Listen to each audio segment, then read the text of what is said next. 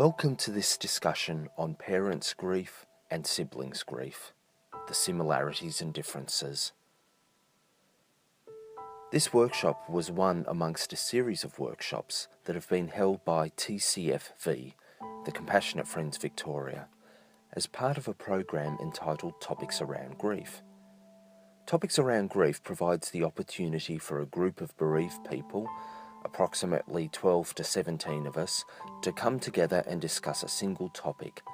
And through the sharing of experiences, we come away with a broader understanding of the topic. This exercise can be comforting in the understanding it provides. So, how is the bereaved parent grief journey and the bereaved sibling grief journey similar to one another? How is parent grief and sibling grief unique from one another?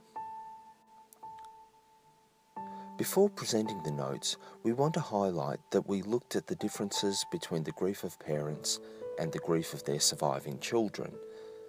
In this regard then, the discussion on sibling grief is weighted towards siblings, say, between the ages of 10 to 40 years of age, when their sibling died. But we also considered sibling grief across the lifespan. So, similarities we found.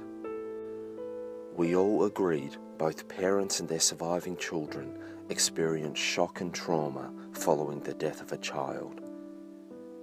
Each of us, whether parent or sibling, also shared unique and complex relationships with the loved one who died. In social situations, we all dreaded that question, at least initially, or in those initial months, even years, that question of how many family members do you have? Whether parent or sibling, we all miss our loved one or loved ones profoundly. Whether parent or sibling, we often experience an apathy towards the everyday essentials and everyday trivialities. We feel purposeless, going through the motions, etc. Whether parent or sibling, we have all often felt shut down or rejected in social situations where we spoke about our loved one or loved ones, as well as our ongoing experience of grief. We have all felt anxious that the grief we continued to feel did not tally with the general community expectations on when we should recover. We all found too that we had to renegotiate our relationships with one another. We switch between supporting and being supported, which can take some getting used to, especially if we're used to enacting particular roles within the family. And whether parent or sibling, we all agreed that we often felt fatigued and struggled with concentration, particularly in those early months and indeed years. So, differences we identified. Parents can feel a very particular sense of guilt that we have not protected our child from death. We can feel this guilt no matter what type of death has occurred. We understand we are not responsible, but that doesn't mean we do not feel responsible. The guilt a sibling can feel, by contrast, can often relate to feeling a greater burden to their parents. That sense that if they died, rather than the sibling who did die, their parents wouldn't be suffering as much. It's a form of sibling survivor guilt. Why them? Why not me? We all felt too that surviving children are often shocked by their parents' raw grief. We are used to a routine where parents soothe our distress. This is now turned on its head. Bereaved siblings falling within the 10 to 30 age bracket may feel very alone in their grief and have less life experience to draw on.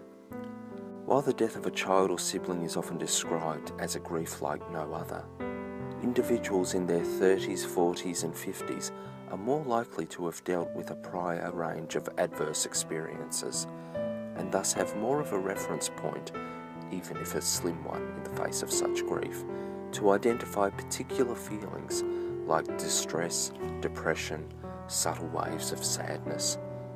Furthermore, bereaved siblings may find that their newfound insight into the precariousness of life doesn't always fit with their peers' preoccupations, which are typically more carefree.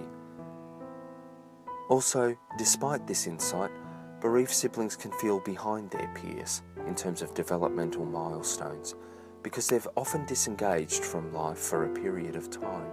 So catching up on relationships, work skills, social skills, etc. can feel very daunting. It can become a self-perpetuating problem.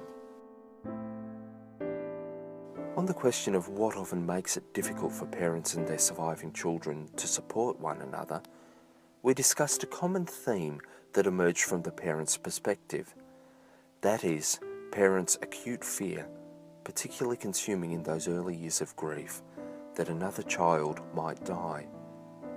The need to protect could use up so much emotional energy that it was hard to put one's mind to being a support. Siblings could similarly experience a concern for their other family members' safety. Often, though, it seemed their greater concern was not to trigger any more grief for their parents, which could then leave parents wondering why their children were withdrawing. Also, we reflected that when we are in such weakened states, the potential to misinterpret each other's behaviour is increased, and we can often attach our worst fears to other family members' confusing behaviour. So, what did we feel has been helpful in supporting one another? Sometimes, to support one another, we have to find support outside of the family, and that's to relieve some of that support burden. So, somewhat ironically, we sometimes need support breaks from one another so we can actually support each other more effectively. On a similar note, sometimes we need to reassure each other we can't fix each other's problems, but we will be there for them as much as humanly possible. This can help parents and their children feel less burdened with an overwhelming level of responsibility for one another. We also discussed that a child in death can become perfect, and therefore it can be a great relief to surviving children to hear their parents refer to their child's less than perfect moments. On a similar note, reference was made to occasions where parents had said to their surviving children that even though the grief they were experiencing was huge, they did not love their surviving child or children any less. This was an important and hugely valuable message to convey to the surviving children. It was also noted that it seemed important that parents and surviving children recognise the differences in their relationships they each had with the child who died. Attendees observed that parents' love for their child could often be more unconditional in nature. A sibling, in his or her relationship with the sibling who died, might have been more likely to take the sibling to task for certain behaviours. It was important in the family for the different relationships we each had with the child who died to be openly recognised. Sometimes in our great grief we can assume we share the same type of love for the child who died, and then be taken aback to find we have differences. Attendees also noted that there could be a certain luck of the draw in families' grieving styles. Sometimes you find both parents and their surviving children grieve in the same way. It would seem more common, though, for there to be differences in the way we grieve. Often also, we felt it is important as a family unit that we recognise that we will fumble our way through this grief journey.